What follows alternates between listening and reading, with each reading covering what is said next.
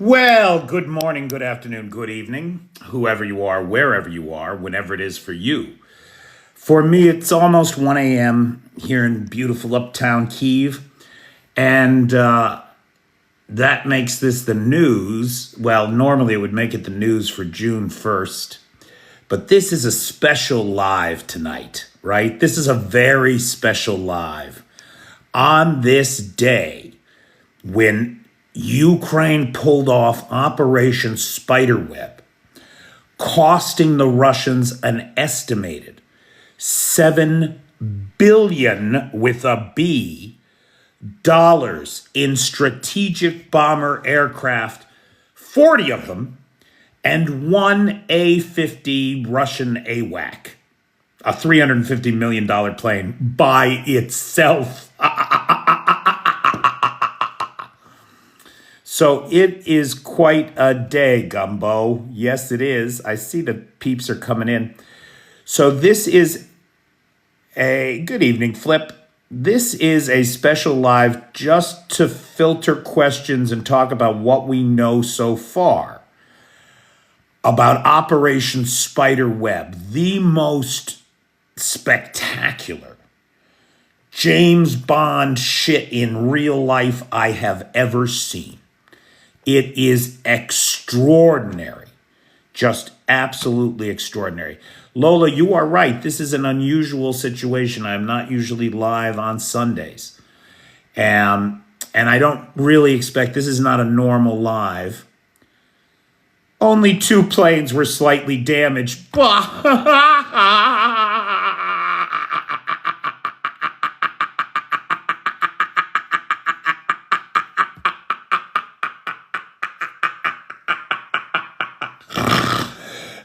This is hysterical because I've seen video of one of these drones filming itself dropping grenades on planes on the tarmac, just going from one plane to the next in a row of like 12 planes. So I don't know what world you're living in, pal, where you can say only 2 planes were slightly damaged. But either you're willfully ignorant or you're a mouthpiece for the Kremlin. So take a hike, would you? You're not welcome here. Have you heard about the explosion in Berlin? I have not, CLO. I don't have any idea what that's about. So we're really going to focus the conversation on the attacks in Russia today. $7 billion, Clay. $7 billion. Hey, Chris Carter. Chris Carter, I'm just going to make you the sponsor of this special live because you've been such a friend to this channel for so long. So thank you, Chris Carter. Everybody thank Chris Carter. He's the sponsor of this special installment of how Russia fucked itself by attacking Ukraine.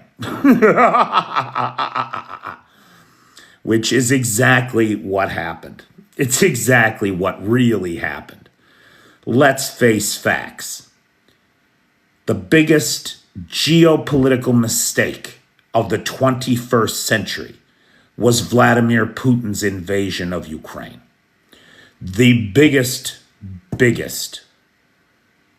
geopolitical mistake of the centuries to date. And it is very likely going to cost Russia everything. Russia is not going to survive this.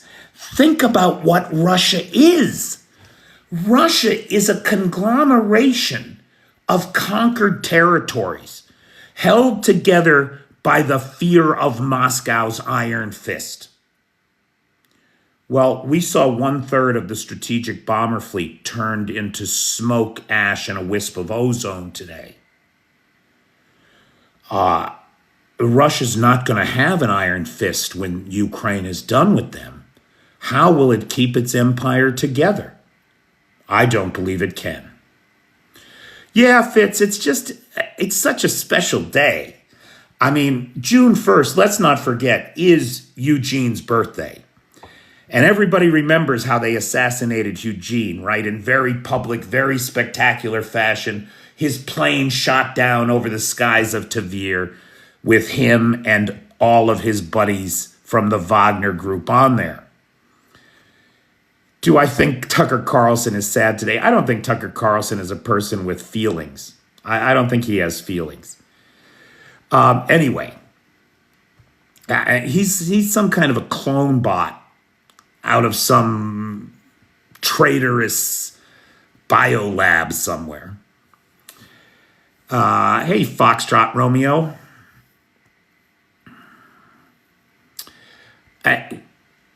So I made a mistake. It is not World Aviation Day. World Aviation Day will be December 7th, 2025. I don't know how I got that wrong about it being Aviation Day. Somebody suggested that today, I made the mistake because today is Russian Aviation Day, but that's not true either. That's in August. So I just don't know how I made that. Because I swear to God, I looked it up. I thought I did anyway.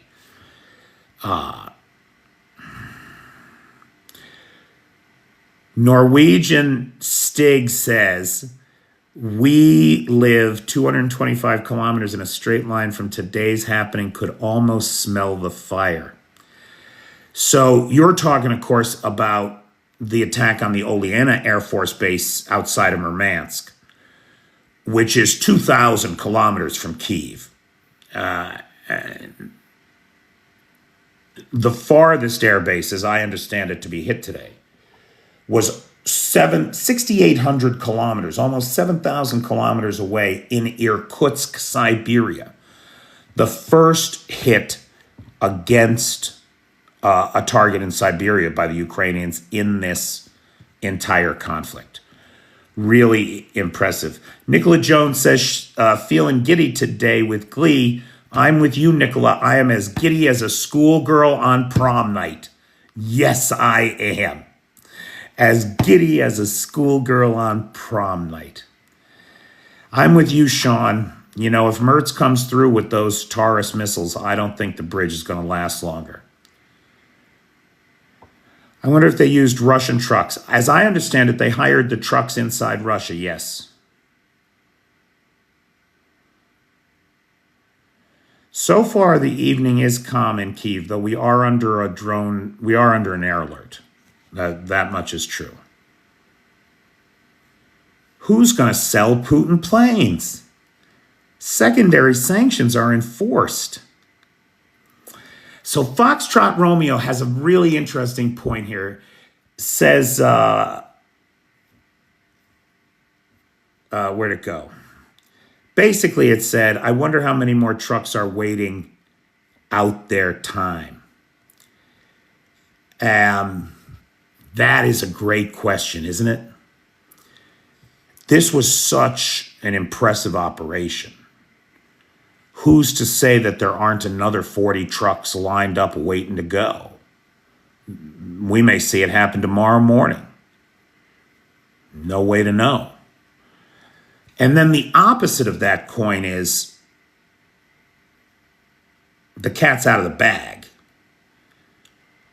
In this police state that is the Russian Federation, will Putin's goons clamp their iron fist down and put up checkpoints and start tearing trucks apart to see what's inside of them, slowing down an already constrained economy that, I mean, this could have very long-term ramifications. This is a Lithuanian's dream coming true. How many A-50s are left? We think 7. Now, it is thought that none of them are airworthy, that they haven't been grounded because Moscow's afraid of losing them in the air to the Ukrainians. They're grounded because they can't fly. That's the general consensus among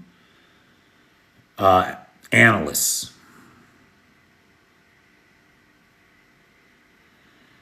Yeah, I don't think, somebody mentioned nukes. I don't believe for a second that Russia is going to Well, first of all, none of the tactical nuclear devices inside of Russia work. The consensus of virtually all analysts is that that's the case. And the tactical nuclear arsenal, the inherited Soviet stockpiles, account for about 2 of the roughly 5,000 nuclear devices that they have.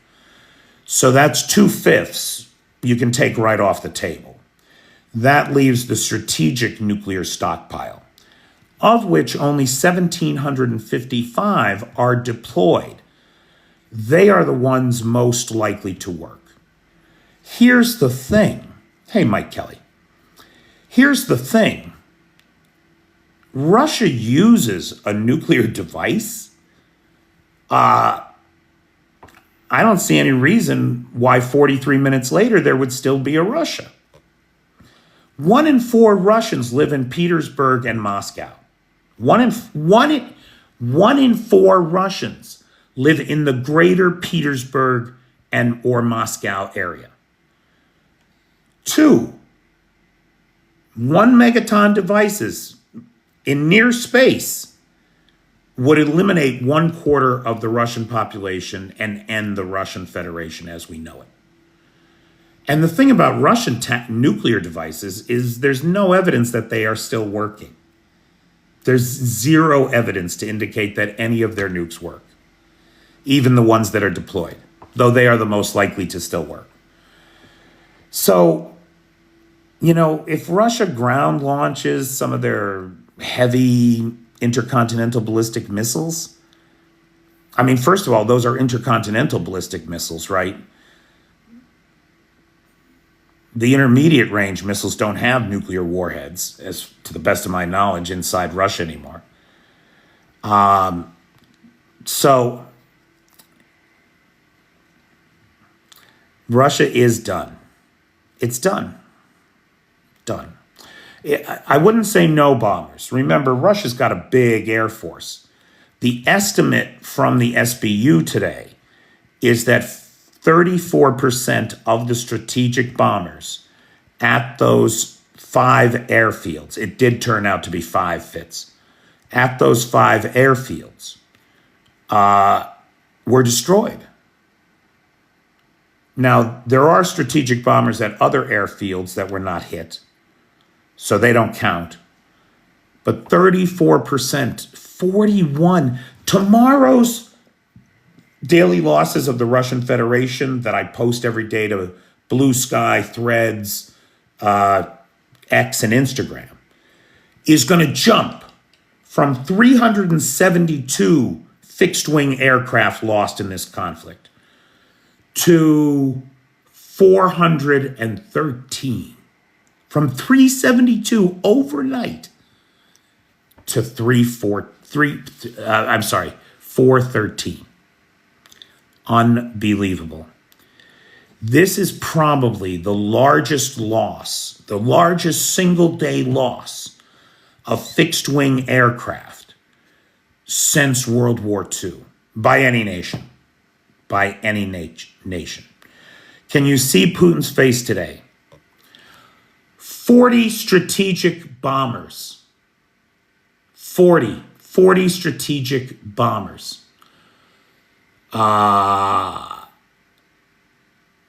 6 billion 650 million dollars.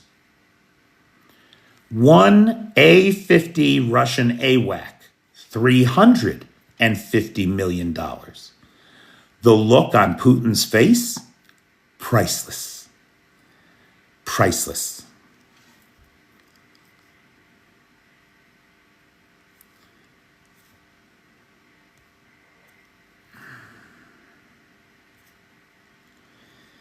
Yeah, a lot of people are saying that Pearl Harbor-like moment. In terms of, there are a couple of reasons why that analogy is not wrong, but mostly it's wrong. It's not a great analogy for this situation. What's right about it?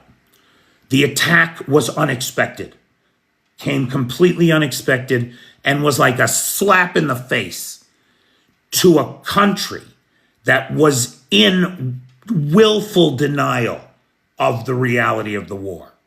In America, we were plagued by the America First morons, right? Today, the maggots, same people, who didn't want us involved in a war in Europe.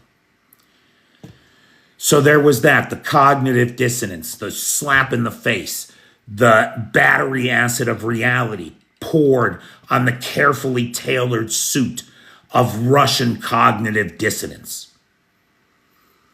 That's going to be a wake-up call for a bunch of people who are very pro-Russia, right?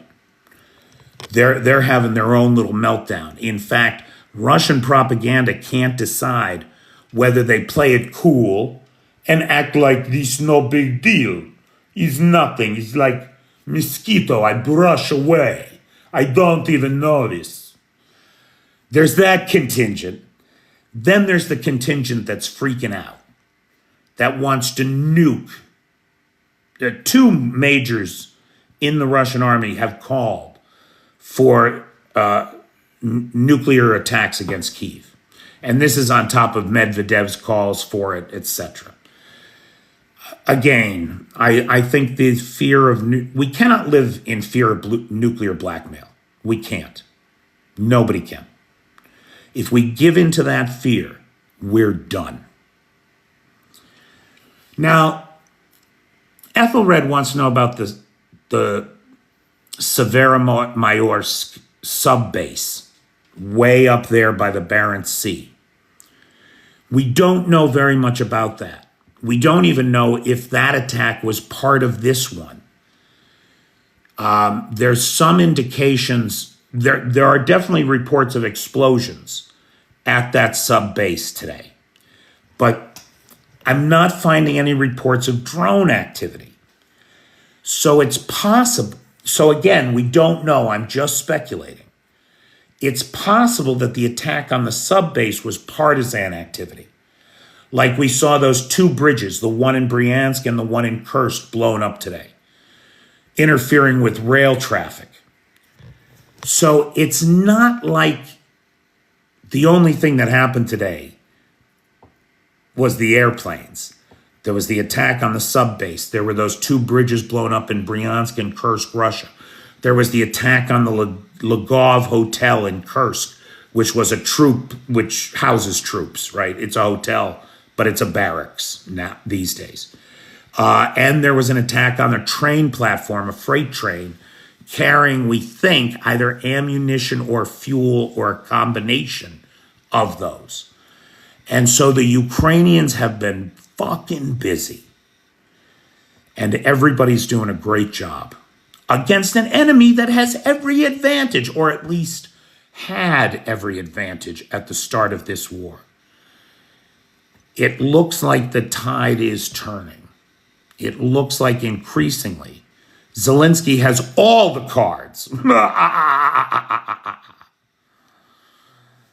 Who gives a fuck what Russia's response is? Come on.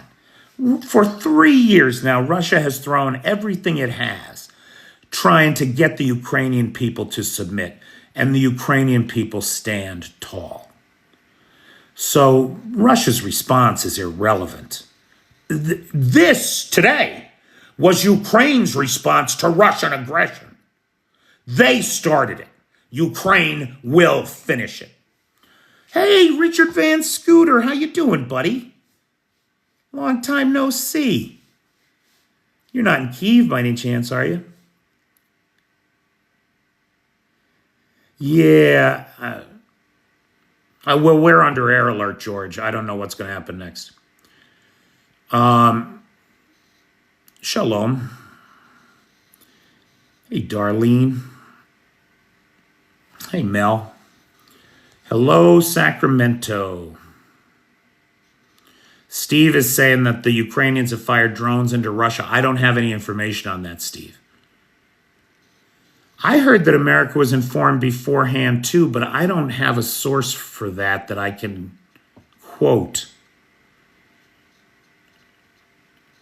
If Russia doesn't want their bombers destroyed, all they have to do is go home. I think this whole war is an insurance scam, Ethelred. I think they're just turning this all into Allstate and trying to get the cash. Yeah, good to see you too, man. Long time no see. Hey, Mustang Sally. Hey, Bikers for Trump. How you doing, buddy? Have you come to terms with the fact that your guy is a Russian asset as he keeps handing bouquet after bouquet to this autocratic, genocidal lunatic in the Kremlin? Have you come to terms with the fact that he is intent on destroying the American economy and bankrupting all of us with his nonsense bullshit tariffs? Or are you still blindly following him? You haven't changed your name. That gives me pause, pal. It is unbelievable the way that Americans are cheering for this traitor to the tune of YMCA. And now you can't even say that it's a gay anthem because the guy who wrote it will sue you because of your bullshit orange turd wannabe dictator. Yeah. Russia's not quite in financial ruin. They've still got 200 tons of gold in the sovereign wealth fund and about 37 billion in Chinese yuan. He's wrong on everything because he's a traitorous piece of shit. He's a creature of the Kremlin. He is only in power because of Russian interference and the corrosive corruption of Russian money in American politics. That is what got us in this situation where the federal system of government of the greatest nation in history is subverted by a malign foreign agent hell-bent on its destruction.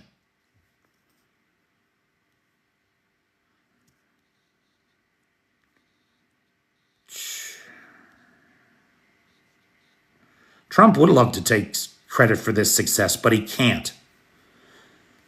He's tried to take credit for the success of the Ukrainians, and it's a sin and a shame and a crime.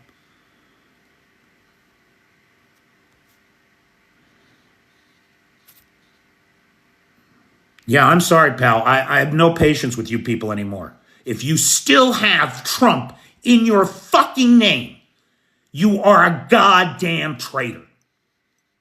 That's what you are. Yeah. Okay. So my understanding is that the United States didn't say no to this operation.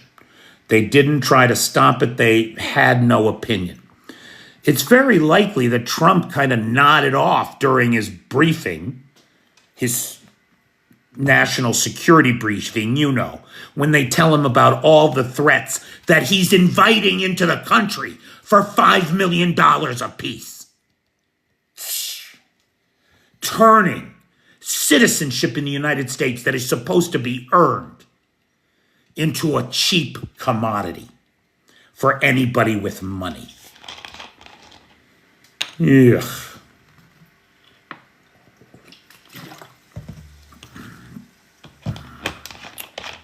Outrageous.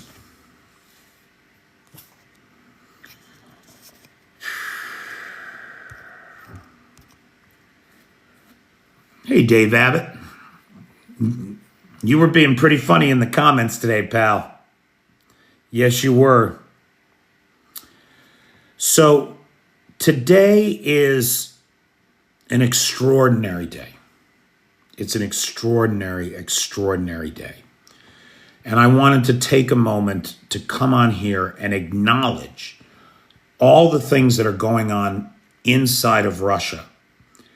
The deep, deep battle that will eventually erode Russia's ability to prosecute this war. And I believe absolutely eventually lead to the dissolution of the Russian state as we know it today. They did better than well.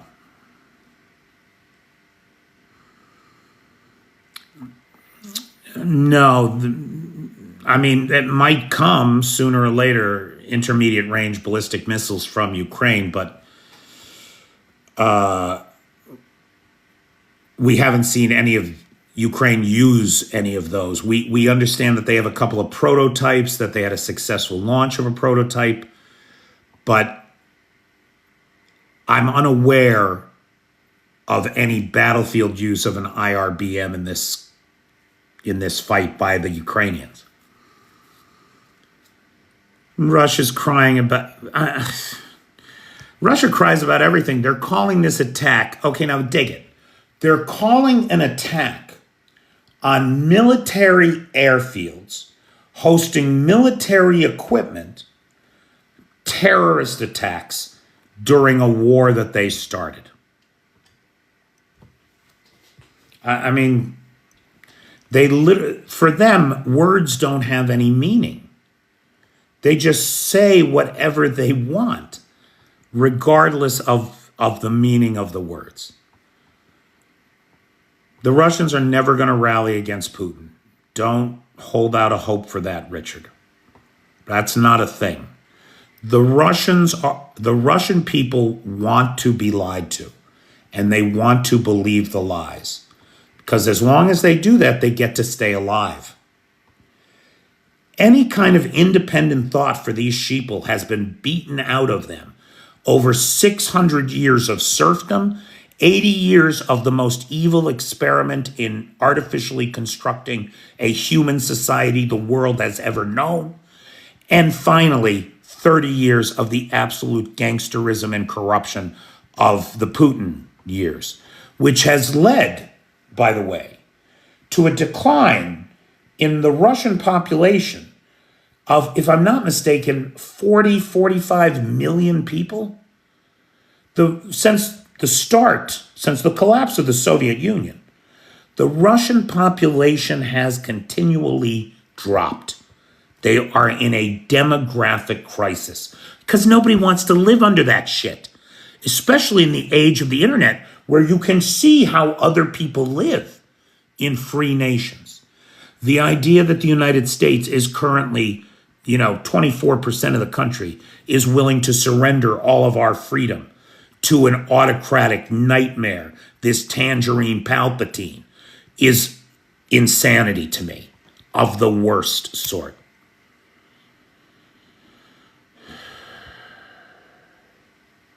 Explosions in Kursk right now, right on. Hey, Alan, no worries. This is not a regularly scheduled program. This is a special, because today has been such an incredible... Guys, I got to tell you, I'm totally exhausted, right? Like, you might have seen all of this started. My day started at 2 a.m. yesterday, literally 23 and a half hours ago for me, when I was rocked out of bed by a series of explosions that turned out to be the single biggest drone strike on Ukraine by the Russian Federation forces in the history of this war. 472 drones, nearly 500 drones last night. And that's not even making the news because of what the Ukrainians did, right? So if you look at my videos, last night at 2 a.m., I get woken up. I make a video, the air raid sirens are going off, saying that we're under attack and it must be a big one. Boy, was I right. And then that totally got it. Then I was up and out the door. I was up until about 4 a.m., but I had to be up at 8 because I needed to be across town at 10 a.m. And I had some meetings across town from 10 this morning until about 1 o'clock. Then I got home and all this news was breaking. I had lunch. I started making videos. I haven't stopped until just before I came on this live, because it has been the most unbelievable day. The most unbelievable day. And it's the reason, it's days like this that I live for. Because you guys know, I'm not easily impressed. I'm not really a fan of anything. I think most people are dumb and they like dumb things. But on days like this, I stand in awe of Ukrainian ingenuity, Ukrainian valor, Ukrainian determination and resiliency. It's amazing. We don't know how many drones were used on the bases. There have been estimates that vary anywhere from 117 to 168 at each base. We may get more clarity into that. We may never get clarity into that.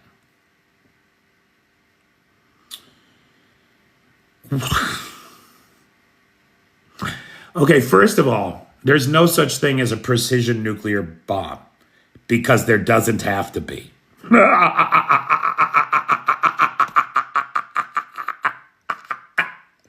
Right? Like a 300-meter circle error probability doesn't fucking matter if you've got a 1 megaton warhead on the end of that baby.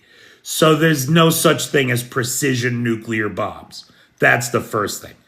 The second thing, Richard, is no, I really don't believe he will. He won't because 1 in 4 Russians live in Petersburg and Moscow. 2 nukes ends the Russian Federation. 500 years of history goes up in fire, ash, and a wisp of ozone. How widespread was the attack at a national level? End to end, there's 7,000 kilometers between targets. Most of the targets were close to the Ukrainian border, but one was 6,800 kilometers away in Siberia. That's the claim that the Russians are making, New Dawn, and it might be true. We haven't had actual confirmation on that from the Ukrainians. Justin, you must have just got here because I've already said that the consensus among experts is that none, zero, nunca, nada, nilch of the Russian tactical nuclear stockpile is still working. None of it works, pal. They don't have any tactical nukes to fire at us. That's why the Russians were taking the warheads off of those tactical nukes last year and just sending the empty shell casings over missile casings into Ukraine to exhaust air defense. None of them work, in all likelihood. That is the consensus of the majority of analysts. That's what I'm saying, Flip. Get Tom Cruise out of retirement for another Mission Impossible to tell this story.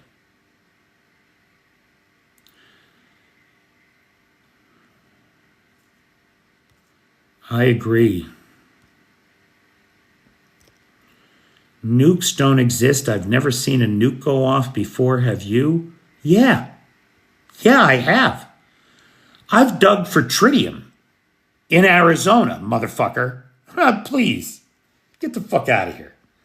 Nukes don't exist. And the world is flat, and the U.S. never landed on the moon, and vaccines are bad. Pardon me while I have a stroke, but strokes aren't real, so I'm not worried about the brain damage. Ugh. Lisa Lou, mad. That's why. They shut Japan's mouth. Yeah, seriously. Think about the insult you've just made with your stupid question to every one of the Japanese that survived Nagasaki and Hiroshima. Do you have any respect for your fellow human beings? Disgusting.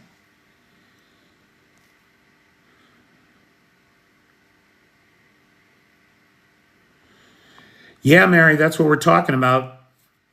So my understanding, according to the report from the SBU today, is that what the Ukrainians did was they smuggled all these drones into Russia. They stockpiled them at some warehouse, which according to Zelensky, was literally across the street from the FSB office in this town, wherever it was they were claiming they were.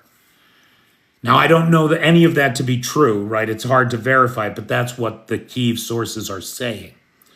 So the first thing they did was they smuggled all these drones in. And there's, in the pictures from the SBU, there's piles and piles of them. Like I said, an estimated 117 to 168 drones per target location. And there were at least 5 locations. Then I guess what they did is they didn't have to smuggle the containers across the border. They just had to buy them inside Russia. So the containers are right here in Russia. And there's some indication that the containers are the same model as the containers that the aerospace forces are using on the Russian bases to store fire equipment and other things necessary to the ground operations and maintenance of these aircraft. So they looked just like the boxes that the Russians are using. The meeting tomorrow was always going to be pointless, Richard. We'll come back to that. Give me 1 minute. So they buy the same boxes. Then they put hydraulic roofs on them that can be opened like a garage door opener to slide open like a sunroof and reveal what is likely at least 24 drones. It's a little unclear whether they held 24, 27, or 30 drones each. And it could be that some held 24, some held 30. It's a little unclear. But anyway, the roof would just slide off, and it had solar panels to keep them all charged inside. The roof slid off. They launched the drones from there. The trucks were left right by the side of the road, right outside these airports. So if anybody saw them, they would think that, oh, look, it's another one of those sheds for maintenance operations, and the truck must have broke down, right? Also, apparently, the Ukrainians didn't want to leave any evidence behind, so they configured them with self-destructs, and so they blew themselves up after the drones were launched. It's amazing. It's really the plot of a James Bond, only reality James Bond.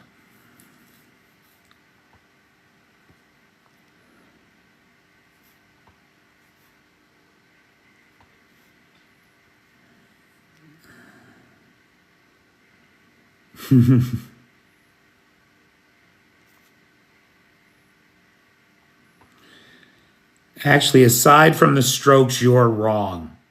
So Sandro Nato De Rosso here believes that the earth is flat, no one landed on the moon, vaccines are bad. I mean, how do you talk to a person that doesn't live in reality? Ugh.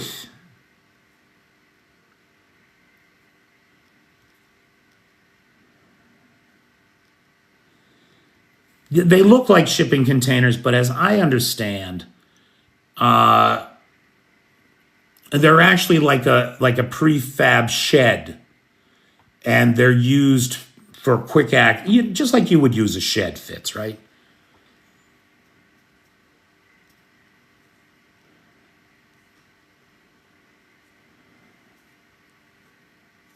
They went green before the attacks. Hey, Bip. Zelensky's got all the cards. This all happened today, which is why I am on a Sunday, which I not normally am. Arna is looking forward to Budanov's book. Somebody said really something very disturbing to me recently. And this person, their father, is engaged with military intelligence here. And I said, I don't ever want Kirill Budanov to know who I am. And she looked me right in the eye and said, too late. He already does. I really was hoping to stay under the radar there. The U.S. Okay, now wait. I promised somebody I would go back to a question. What was it? What was I supposed to go back to talk about? It all happened today. Zelensky was holding the cards.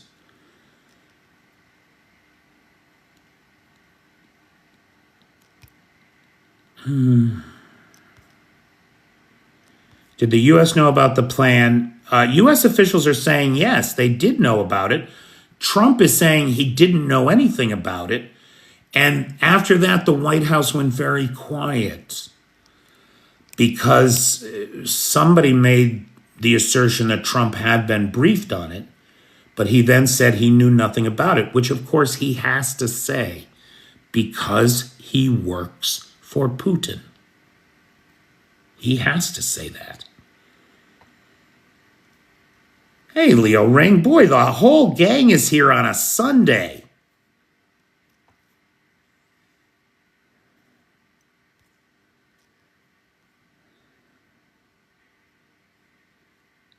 Oh, Zelensky's got a lot more than this up his sleeve.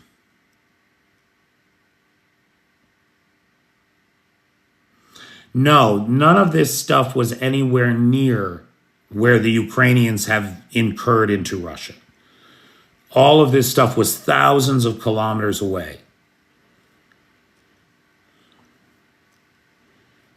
Yeah, Captain Anti-Fascist pointed this out, Steve-O. The Russians will need to use so many resources checking containers from now on. Oh, right, Richard. Okay, good. And Steve-O, you're right. Captain Anti-Fascist was right. I didn't even think about it. It never even occurred to me. But of course, Putin is completely paranoid. That iron grasp that he has or had, the USSR certainly had, on its satellite states. He's going to try, one would think, to impose that kind of rigor on the shipping industry. And if he does that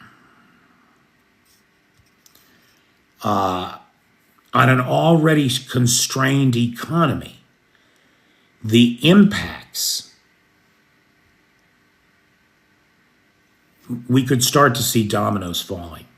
We keep waiting, right? We keep waiting very patiently. Russia has very deep pockets. Okay, finally the armories are empty. Finally, the storage facilities are empty. The sovereign wealth fund is vastly depleted. How much longer can they hang on, right? So we don't know how much longer they can hang on. But this could be an inciting incident. This could be the kind of thing that gets the 400 Russians that own 99.98% of the wealth in Russia, could get them paying attention and thinking about their futures if they haven't already bought a gold card citizenship to the U.S. and skipped town with as much money as they could smuggle out. And you can be sure some of them have done that. Now, Richard asks about tomorrow. So is tomorrow pointless? Tomorrow was always going to be pointless, Richard. The peace talks tomorrow in Istanbul.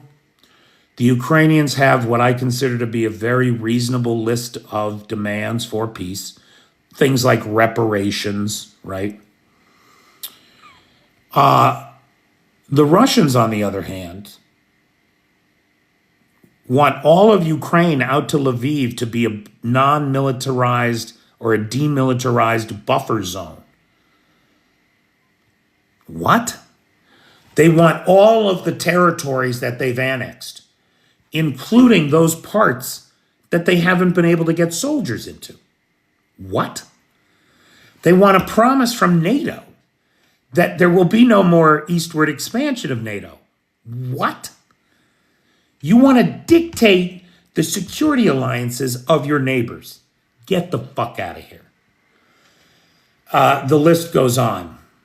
They want legal protections for Russian speakers in Ukraine, which they have. They want the West to make all the lies that they've told about this conflict true. And the West is never going to do that for them. So tomorrow was always going to be a waste of time. Spearpoint asked an interesting question about something that happened last week that I never reported on. And Spearpoint, I never reported on it because I didn't believe it was true. Is it true that Putin's plane was attacked by Ukrainian drones? So first of all, it wasn't a plane. It was an Mi-8 or an Mi-17 helicopter. Now, is there anybody here who thinks Bunker Grandpa is getting onto helicopters during air raids? What? No, I don't. Now, maybe it was his helicopter, right? Maybe it was in the air during an air raid. Maybe they did run into some drones because they just happened to be flying over Moscow. But I don't believe for a second that the Ukrainians targeted Vladimir Putin's helicopter with drones that they had to launch like 3 hours. It's like 3 hours flight time for those drones to get to Moscow. So they knew 3 hours in advance that Putin was going to be on a helicopter in that area. I think now I don't know, maybe that's true. Maybe the Ukrainians have that kind of intelligence. That would be something. Because for it to be true, that's what would have had to have happened. It seems more likely to me that one of the president's helicopters happened to be in the vicinity of some drones, and they saw the chance to try to rally the Russian people for the benefit of the Russian president. Honestly, we don't know, because the only people that gave us any information about it were the Russians, so therefore you have to assume that most of it is a lie. No, Russia still has not provided its documentation ahead of the meeting, which in my opinion should be grounds for Ukraine not to go. Like, we gave you our shit, where's yours? It's like when you're working on a project in high school with somebody and they won't do anything and you built the whole thing yourself. Why should you put their name on it? The drone strikes are great for morale.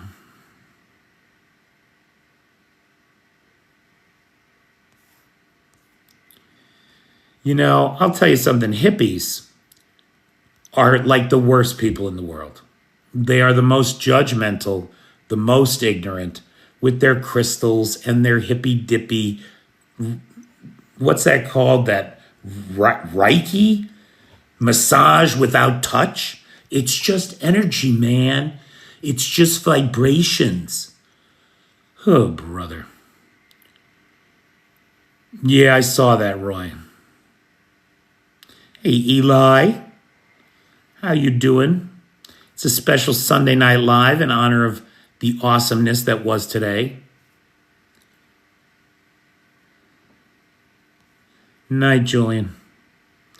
Well, we are live because today Ukraine blew up $7 billion worth of Russian planes. Have you seen anything about that? It's quite a day. Here in America, our news is saying both? Both what? I don't know what that means.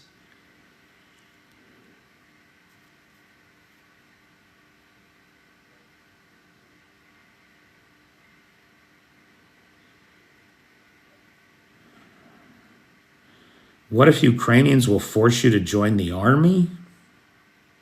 What?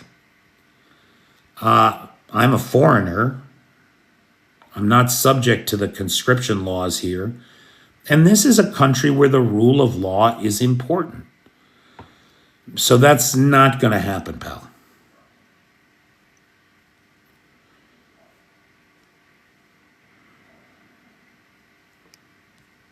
Putin owns Trump. Yes, he does.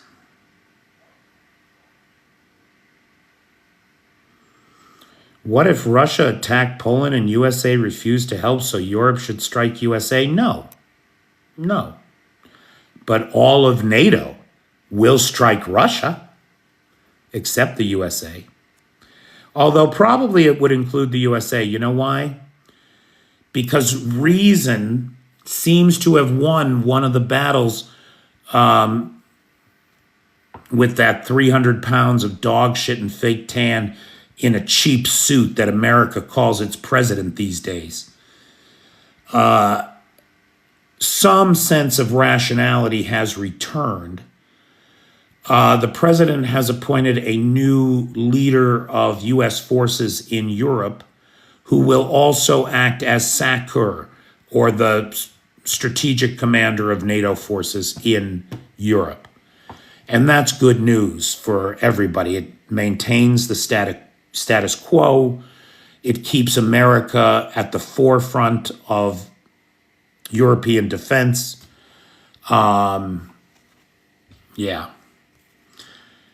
No, those are the real hippies, Lisa. Believe me, I know. They never wear shoes. They never take a bath. They don't believe in science.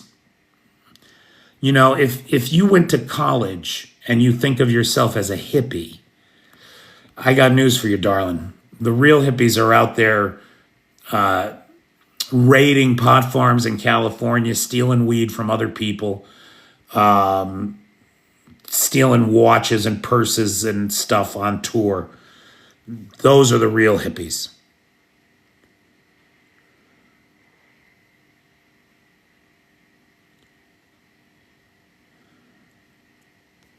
It was integral. It was a great day.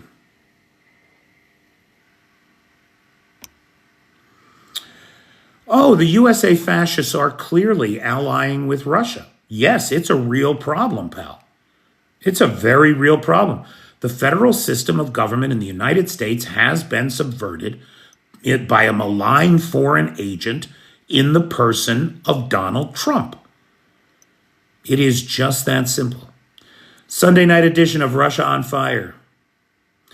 Do you think the impact will be a reduction of air raids? Well, I don't know, Richard. Because Russia has a lot of planes, right? They can just shuffle the deck. But what I do think is that this day, when the historians write the history of these times, they will mark this day as the beginning of the end of Russian air power. This is the beginning of the end for them. Now think about it. In 3 years of war with every advantage, the Russian aerospace forces have not been able to establish air superiority over the battle space.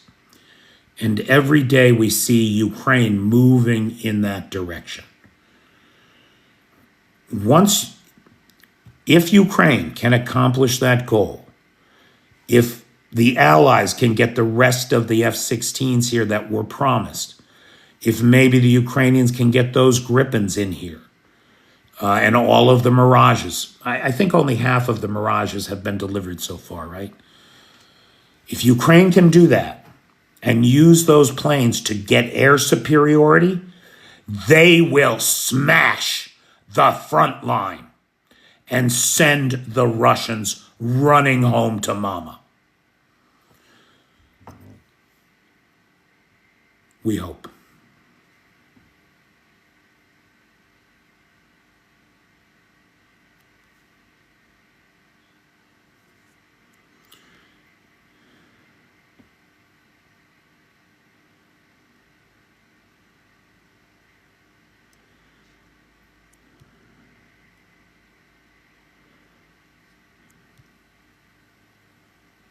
Well, why USA is ruled by fascists is a little bit outside the scope of what we can cover today.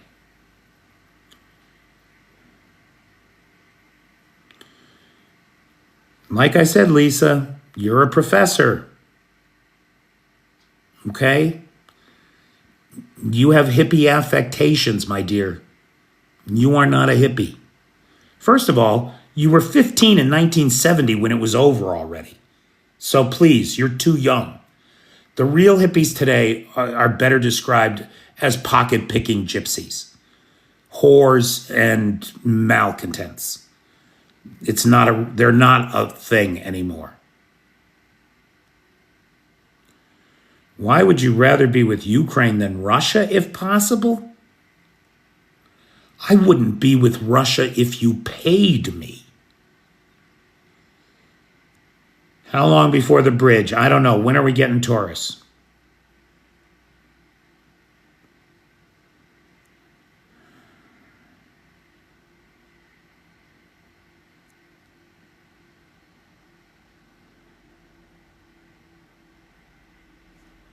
Okay. So guys, listen.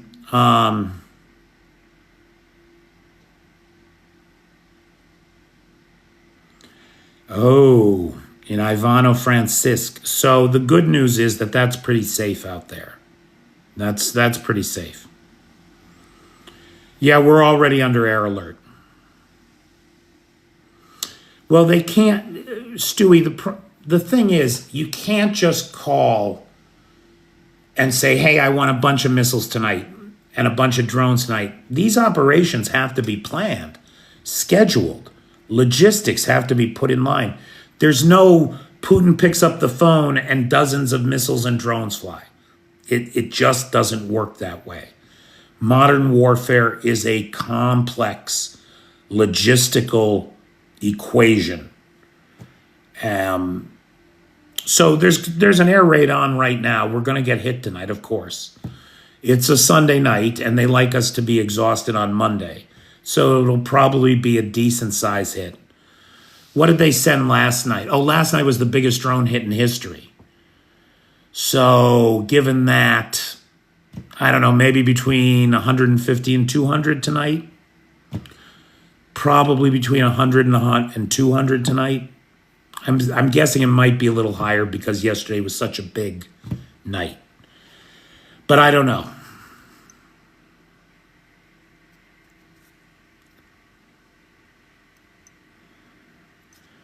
Okay, so guys, listen, I want to thank Chris Carter, who is the sponsor of this live, because of his outstanding support for this channel over the last 2 years. I'm very grateful, or almost 2 years. Look, my 2-year anniversary is coming up. I'm this close to 40,000 followers. If you don't follow this channel, please do help me get to that 40,000. I just hit 2 million likes. I'm very proud of that. Not for me so much, because the likes are not for me. The people who follow this channel are genuinely interested in democracy, in freedom, in sovereignty, both personal and national.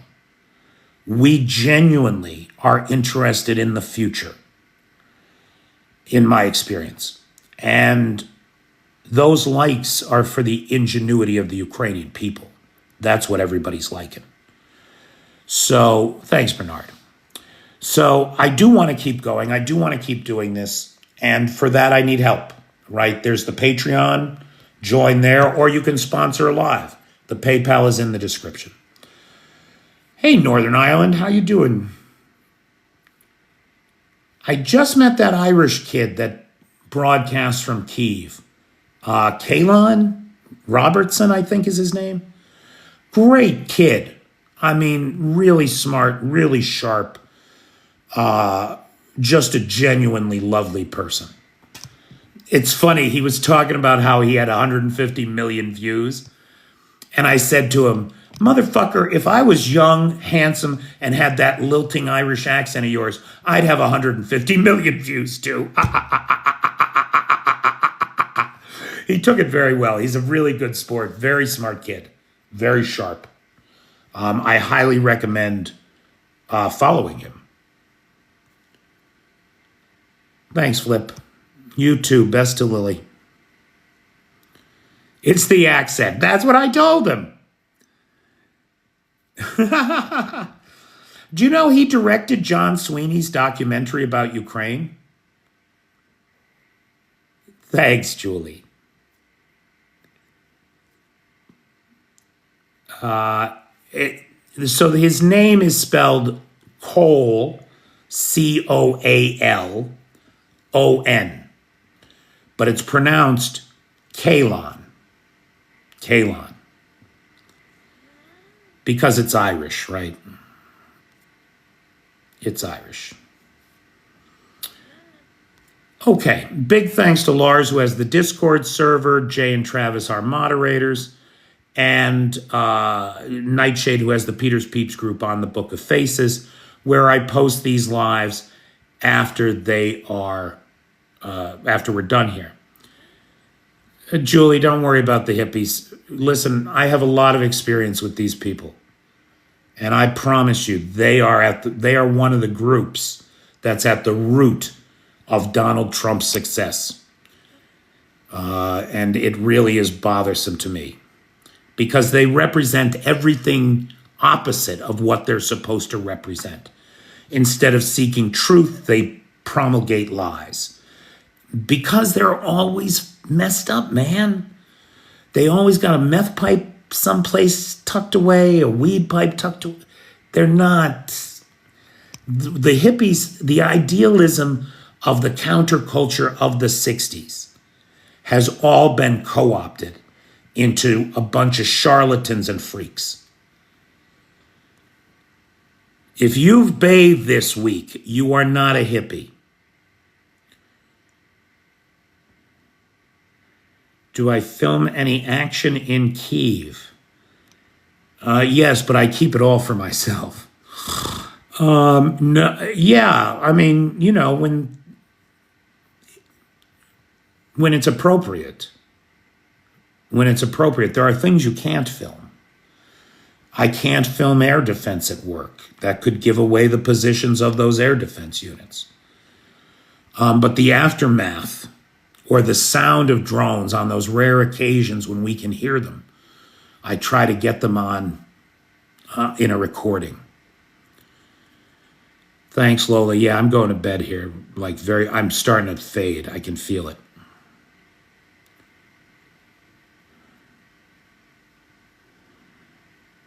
Thanks, Kurt. Oh, don't worry about a little red. Just my own personal prejudices. We all have prejudices. Pikeys. Oh.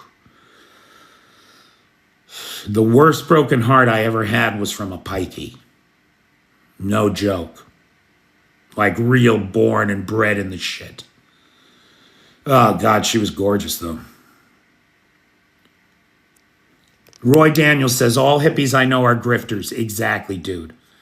They're selling tarot readings. They're selling weed. They're selling Reiki bullshit. They're selling exorcisms. They're selling... it's the worst.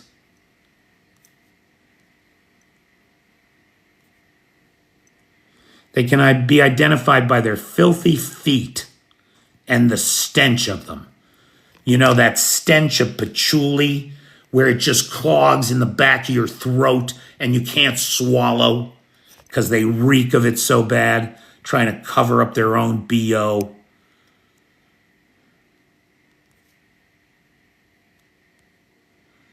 Well, you're an American, veteran airborne. That's what you are. That was the joke, Pugga Mahone, exactly.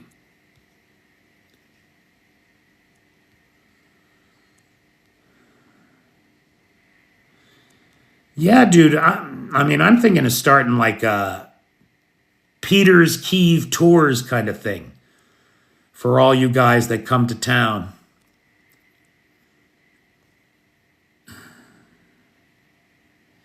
Yeah, whatever.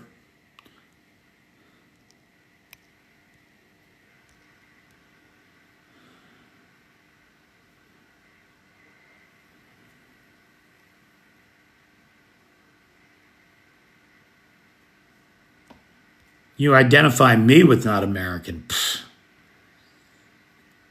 I am as American as they come, pal.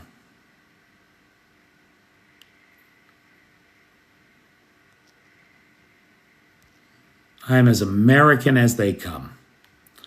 All right, I'm calling it a night, kids. Make it a great day. I'll talk to you later.